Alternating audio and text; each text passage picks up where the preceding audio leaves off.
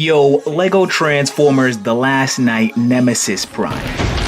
Who dares to challenge me? Damn, son, where'd you find this?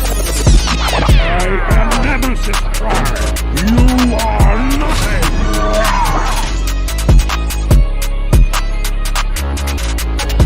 Nemesis Prime.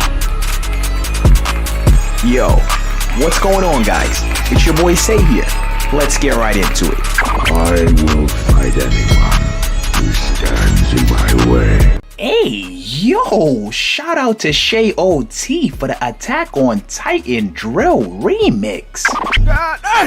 Bro, Shae must have had the violinist in the studio, like.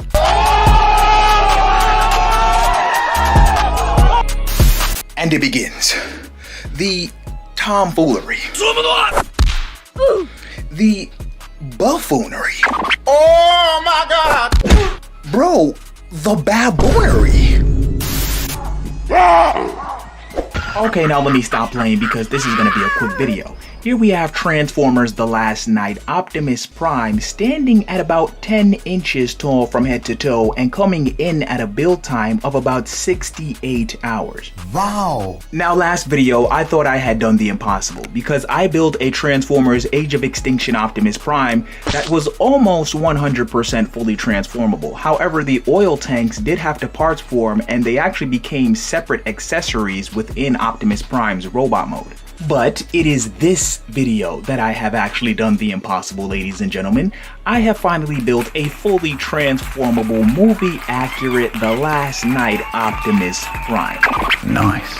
Swinging around to the back here, as you can see, the oil tanks that had to parts form with that previous Transformers Age of Extinction Optimus Prime are now folded up, although rather sloppily, on this Prime's upper back here. And with that, that means that the entire truck mode is being used for Optimus Prime's complete transformation now.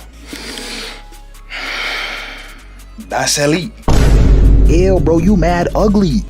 Now, unfortunately, due to the fact that the oil tanks required so many movements and components to make them flip all the way behind Optimus Prime's upper back here, you do see a part of those components that make that possible visible from the front just under the upper armpit there.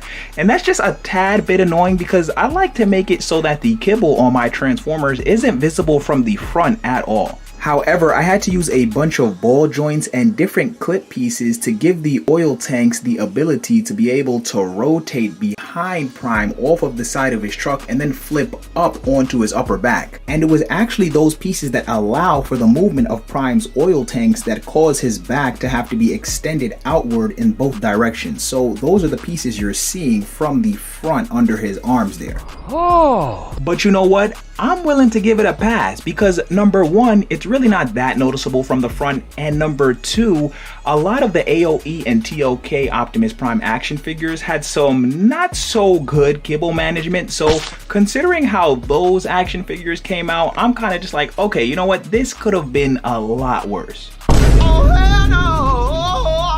Now, just on a quick side note, if you guys are interested in having me build and review your favorite Lego Transformers or Lego mechs and reviewing them on the channel here, consider becoming a Super Shae. The membership link for that is in the description. Or, if you're interested in gaining access to all of my current instructions and any new instructions that I create, consider signing up to the Patreon at the first tier.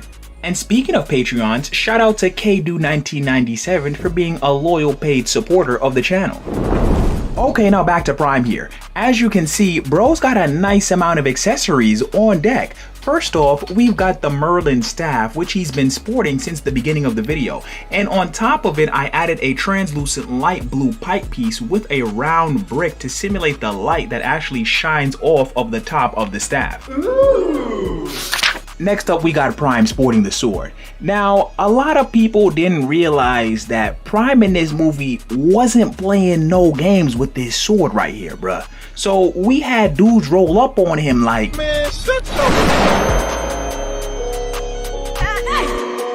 So you really see that pattern of Prime having to remind people who he is because some people seem to have forgotten. You feel what I'm saying? Next up, we got Prime sporting the signature Energon blade on the right hand, and on the left hand he's got his new smaller blade, which he uses during his fight against Bumblebee to attempt to deal the final blow when he's in his evil state of mind, also known as Nemesis Prime. And after that, we got Prime here sporting the triple barrel handgun. Now, this triple barrel handgun here is actually the one that Prime uses in Transformers Dark of the Moon and Transformers Age of Extinction.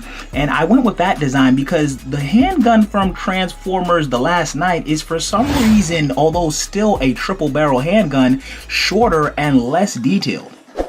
And on the other side, we definitely wouldn't be able to conclude this accessory review without showcasing the signature TLK and AOE Optimus Prime shield here. Now, just on a side note, if you guys are interested in seeing some more pictures of my Lego mocks, you can check those out by following me over on my Instagram page. The link to that is in the description. And I've also got the link to my merch shop where I sell shirts, hoodies, sweaters, and mugs down in the description as well. Now, other than the red markings on the left side of Prime's face here and just a couple of other smaller areas where I added some dashes of yellow, this Prime is pretty much the exact same model as the Transformers Age of Extinction Lego Optimus Prime that I did last video. So really, the main update to this build was just making it so that he was fully transformable. So if you guys are interested in seeing a full review of this Prime's truck mode, I'll leave the link to my Transformers Age of Extinction Optimus Prime at the end of this video.